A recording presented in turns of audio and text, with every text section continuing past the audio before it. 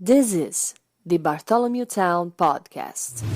All next week on the pod, a Bartholomew Town Podcast special report, Rhode Island's housing crisis.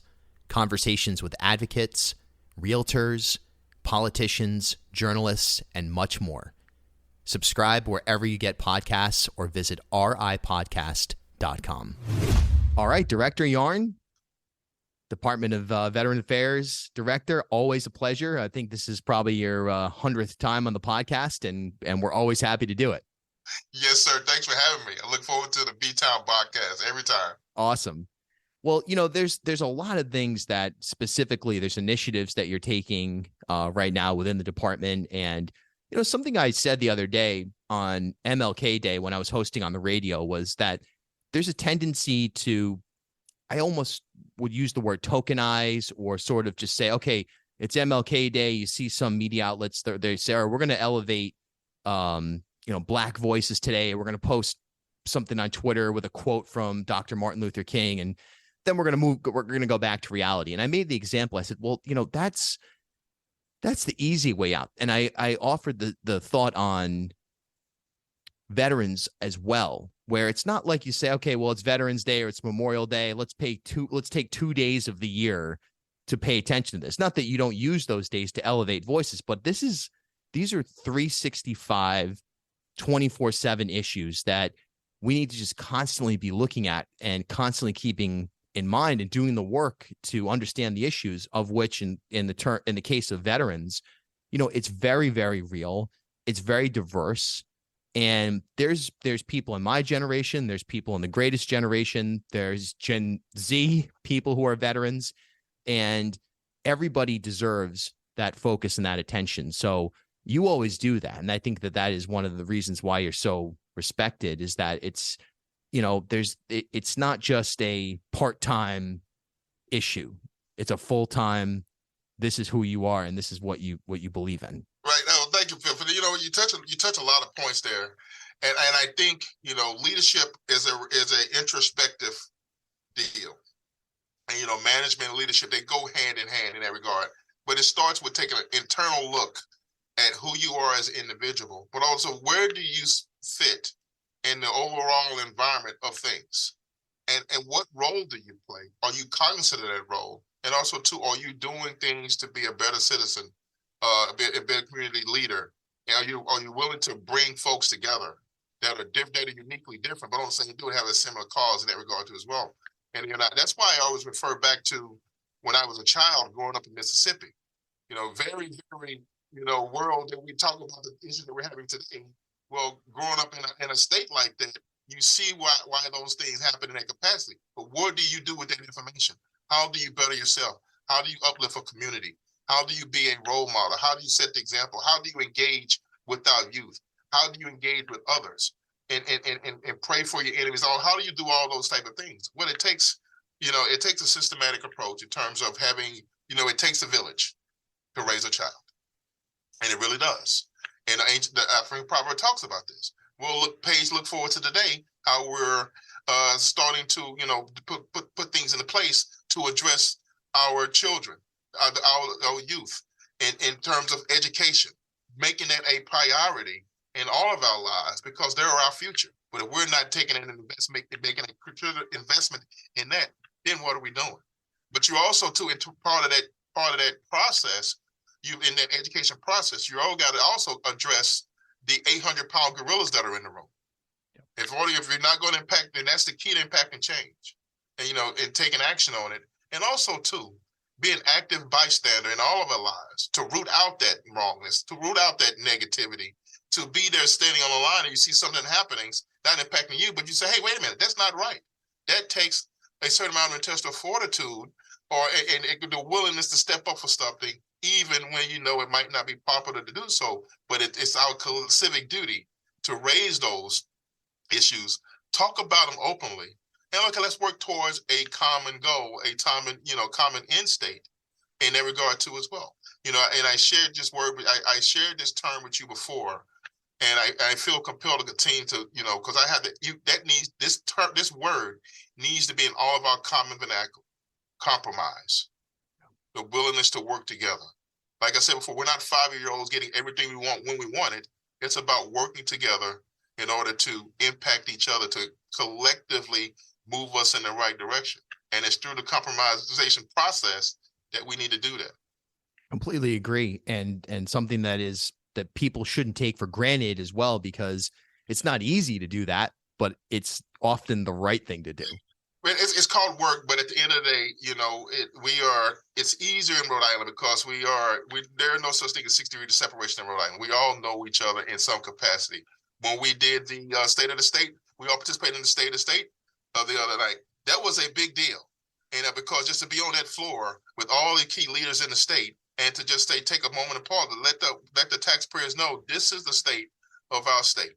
And here are our vision. And here is how we are going to map out that course together. The governor said his remarks, which is so true, about one person can't do this alone.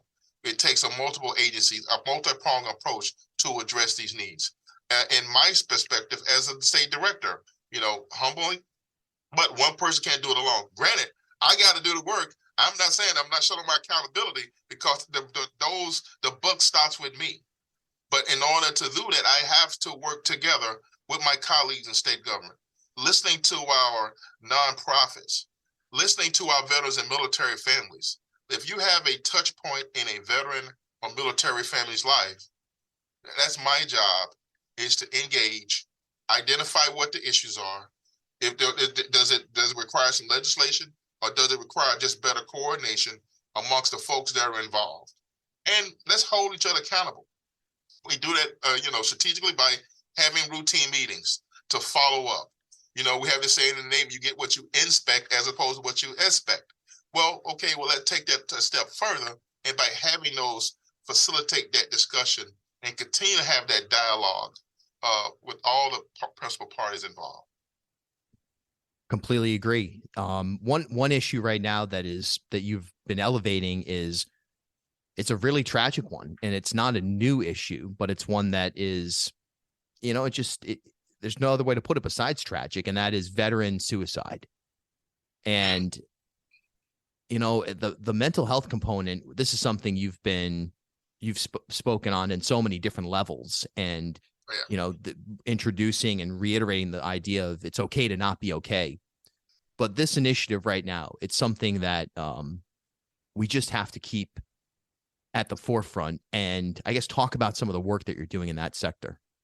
Oh, absolutely. There's a lot of work being done in that space. Community partners, community engagement, federal, state, local, nonprofit, for-profit, everybody. There's room at the table for everyone. And so just to take a step back a little bit, we know, just to look at that number, we know to like 22 veterans suicides a day. 14 of the 20 veterans that have succumbed to suicide are not enrolled in the VA healthcare system. 14 of the 20.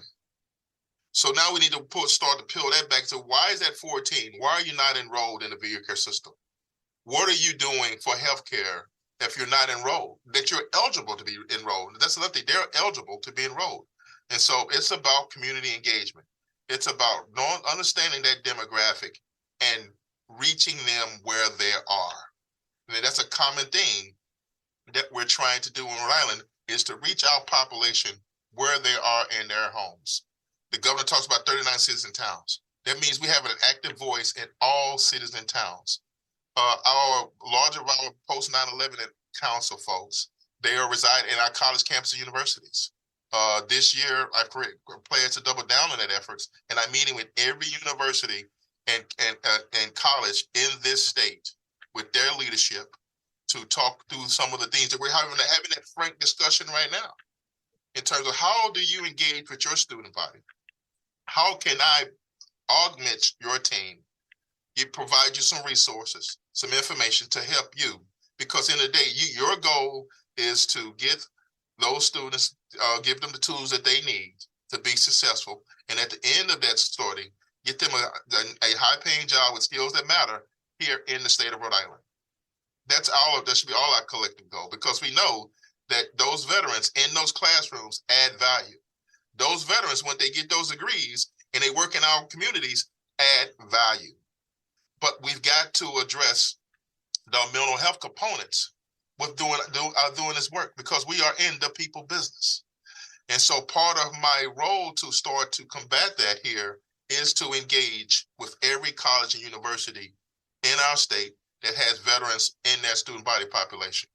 And the information that we're starting, the early initial feedback that we're already getting is that, yes, we know there's more work to be done. But part of it, by reducing that stigma, is by engaging with them at their level where they are, be it in a Zoom room like this, or be it in a classroom setting, or it being in a lecture series to where I can sit down and talk, look our veterans eye to eye, and do a listening session. Ask them, what are your concerns? What are your issues in that regard as well? And also when I do listen, we're going to have some resources readily available at your disposal to address those issues, be it our federal VA partners with the hospital led by Director Connell, or E.J. McQuaid leading our director's office at our benefits office. Those two strategic partners forming the triad can deliver a collective impact to better serve that population and move the stigma, move the needle towards addressing the mental health component. And especially now in my office, we talk about those things in-house as well, because part of the reducing that stigma is that we got to have that part of our normal conversation near the water cooler, or if you're in Rhode Island, near the water bubbler. Those type of openly, I went to counseling today. Just by conversational, it's okay to talk about those things. Those are the principles that we're trying to do in order to reduce that stigma. So we're trying to do that at the campus level. We've also been awarded $750,000 to the state from our federal VA partners to try to help assist with getting the word out, getting our veterans, those 14 veterans that are not enrolled in the VA healthcare system, to create a messaging plan to target them specifically, to give them the tools that they need, to get them access to our federal VA partners. But what if they're not eligible for VA healthcare? Hence why it's so critically important to get all of our providers enrolled into our Unite Rhode Island network.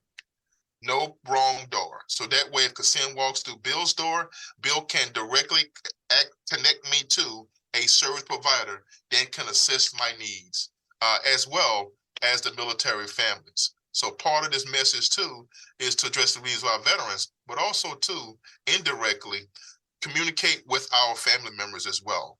Because as we know, our population is aging population, we're getting more and more inquiries, calls from the family members of the veterans as well. So part of my messaging to address the mental health components with our veterans is also reach out and speak directly to the family members as well, because they're at ground zero.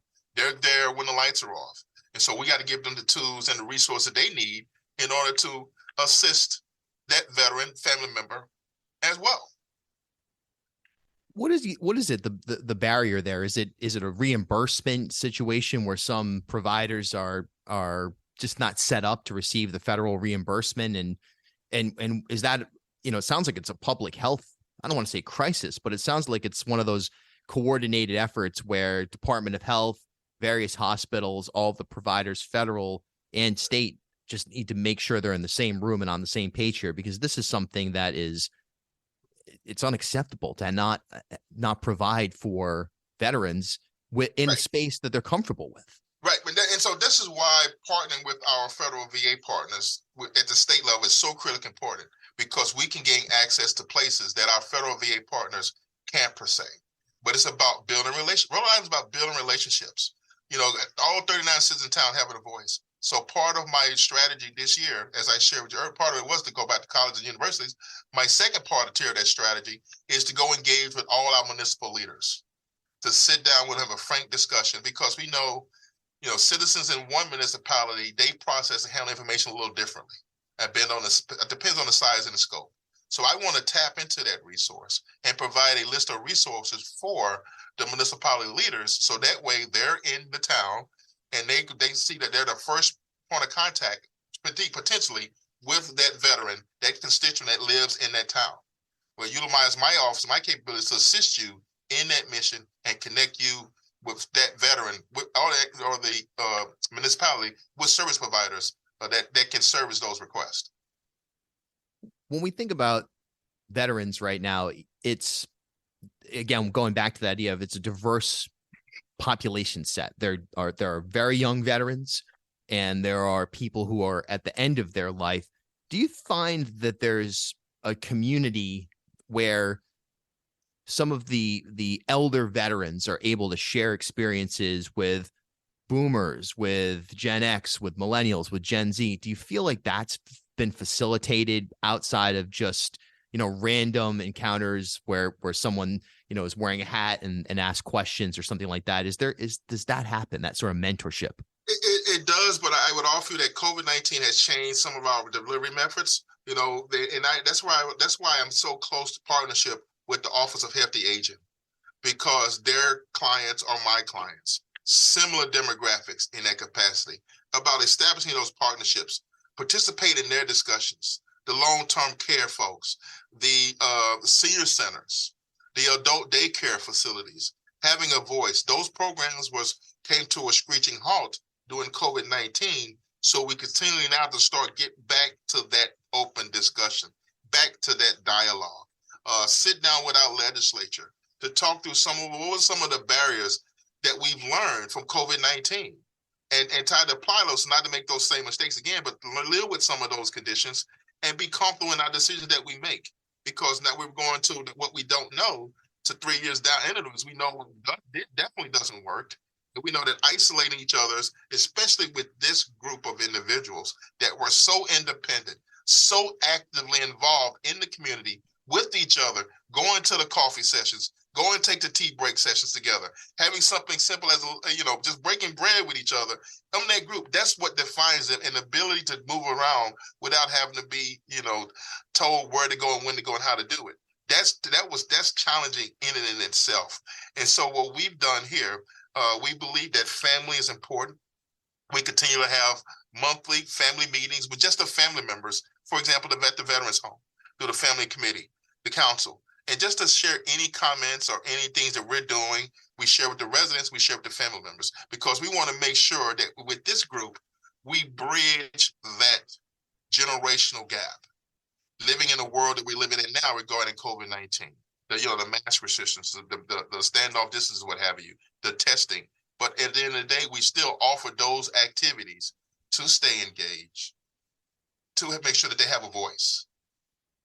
Yeah, so critical, and it does happen organically, but it's something that has to be facilitated sometimes. No question about it. One of our biggest advocates in the private sector is the Leading Age Rhode Island.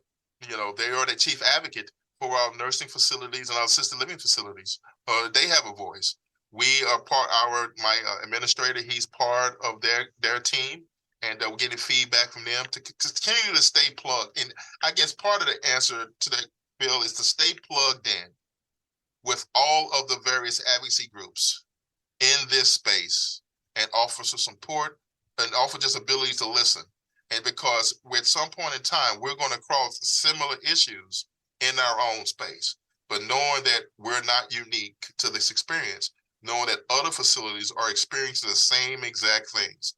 Part of it is self-care piece as well as we got to produce a better job as creating some venues for the advocacy folks to get together and just talk about, to let off a little steam, just the advocacy folks in a room together, just to talk about some of their things that they're frustrating, to be a support system for the advocacy groups as well. So sometimes the advocates need advocates.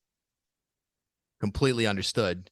This is something that may be hard to specifically answer, but it comes down to wreath laying ceremonies,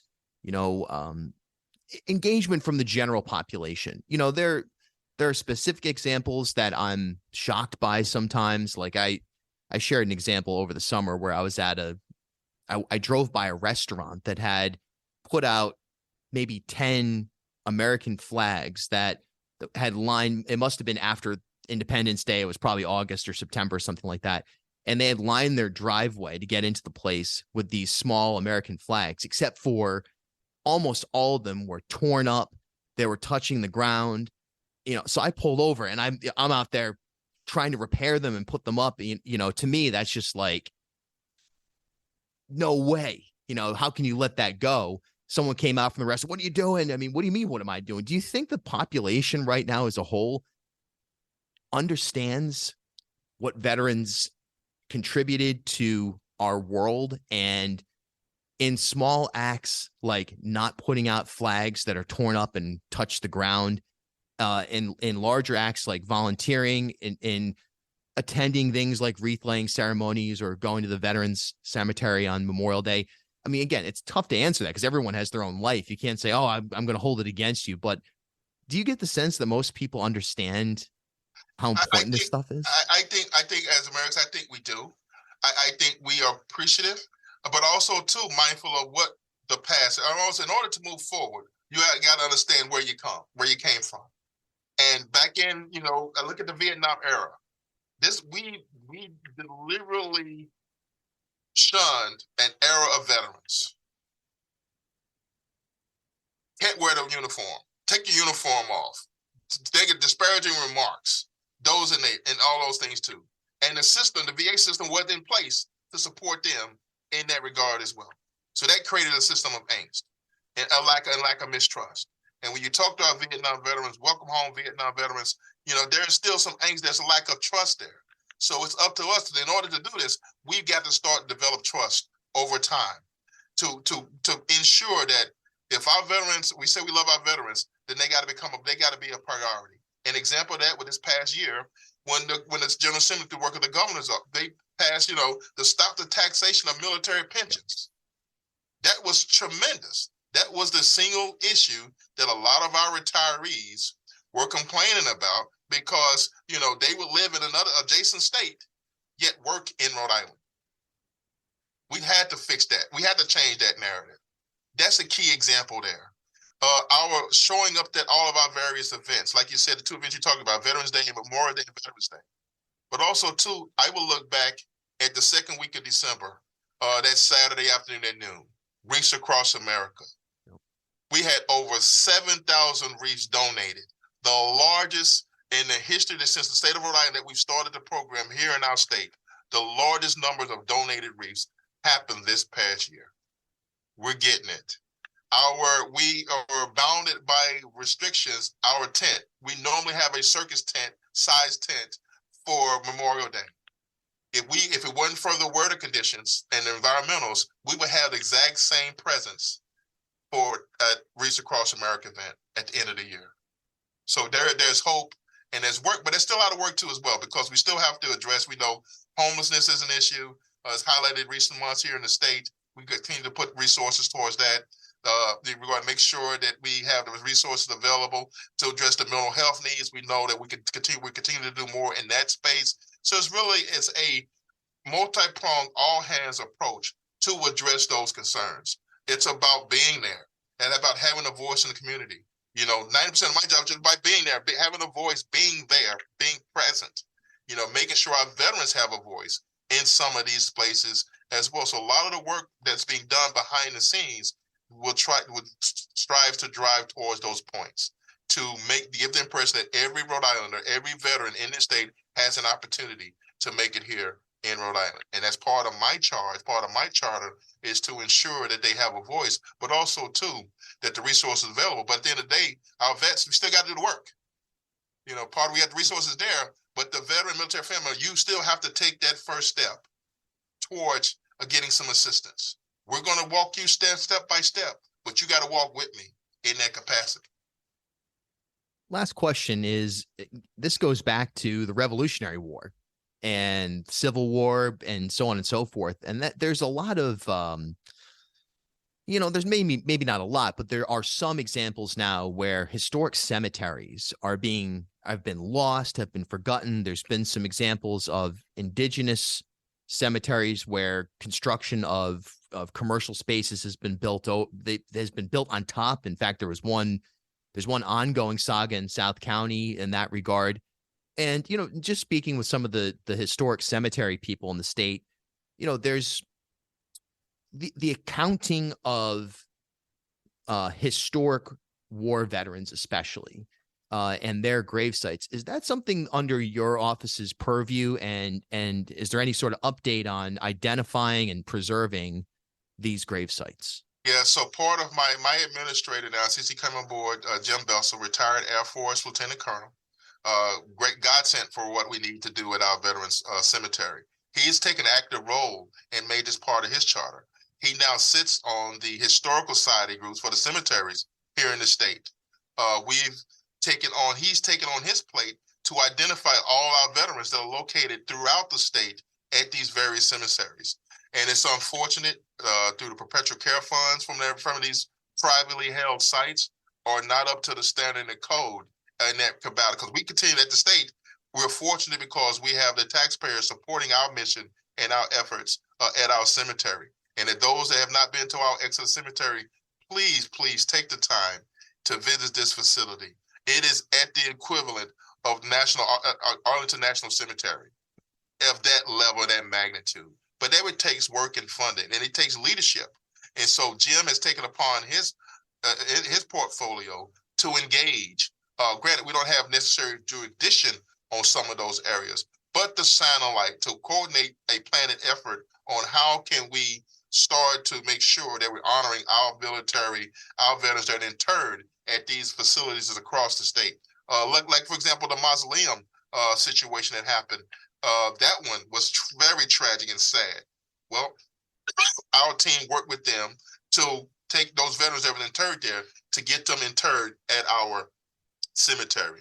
That's the type of private-public coordination that we're doing at the office to address some of these concerns as well. Part of it, too, is just the municipalities working together to identify some more additional resources to get some of these cemeteries up to code, up to speed in that capacity. But our team is right there to offer assistance where needed. That also sort of raises I know I said last question, one kind of sidebar on that is, I can speak just from family example, where both of my grandparents are World War II veterans now, long since have passed away. My dad, a Navy veteran, and, my grandmother buried in a traditional cemetery in East Greenwich. And there's always been sort of an effort or a conversation in my family of, her wish was to be at the Veterans Cemetery. Is that, and that's something that can be done, is that, it's obviously somewhat of a gruesome process. I mean, let's be honest about it, but you can relocate. Well, it's not, I would say it wasn't gruesome. We do that. So we do those, we have those like once a quarter, we get a request we call it a disinterment. Okay. We're authorized to do that. So it's about the family. That's why, do listen to them. What are their wishes? Granted, there's a process they got to go through, because especially when you're talking about something of this magnitude, but there is a process. We've done it. I have to authorize it to happen, and the family members present the paperwork and a coordination with the funeral directors in that regard. But I have authorization to do that under my preview as my charter. And but we sit down, we talk with them, and walk them through the family, make sure that it's like a counseling, because there's counseling that goes along with this as well. And that way, to consult with the families, to walk them through to understand, because it can create some system of angst as well, to bring out some of those memories in the past from way back when too. So we want to be mindful of that and offer counseling as well to assist them and make sure that this is the right decision that they want to make, and we're respectful of their decisions. Director Yarn, always a pleasure, and thank you so much for your service and your service to the state right now. I mean, I assume the answer is the same. You're not going to run for governor if Dan McKee decides not to run. That is correct. Any particular issue and I've thought about that. I'll be honest with you. It does come up periodically, and but I say unequivocally no in that capacity too. I think my mission to serve in this capacity. I'm blessed and humbled to have the opportunity to serve our veterans. To say hey, 65,000 veterans that call, and their families, which exponentially grows that number, call Rhode Island their home. I am their chief advocate. Direct line of communication, working with our General Assembly, with other elected officials and municipal leaders in towns, direct relationship line with the governor, and our budget submittal is indicative of that as well. And so we're looking forward to what 2023 has in store. But at the forefront and at the tip of that spear, leading that charge, is our office to engage on behalf of all of our veterans, be it from the World War II to Korea, Vietnam, all the way to the ones that are transitioning back home now into our communities. Director, always a pleasure. Thanks so much. Thank you, sir. Great to see you back on your feet. Best wishes. I'm looking forward to seeing you soon. Absolutely. Likewise. Take care, sir. Take care. At HealthSource RI for Employers, we provide access to health insurance to more than 1,100 local businesses and nonprofits, and 96% of them renew through us every year. Maybe it's our choice of 19 different health plans, our 10 years of customizing solutions, or our one local team of dedicated experts helping employers find quality health insurance. See how our numbers stack up for you. Learn more at healthsourceri.com/employers.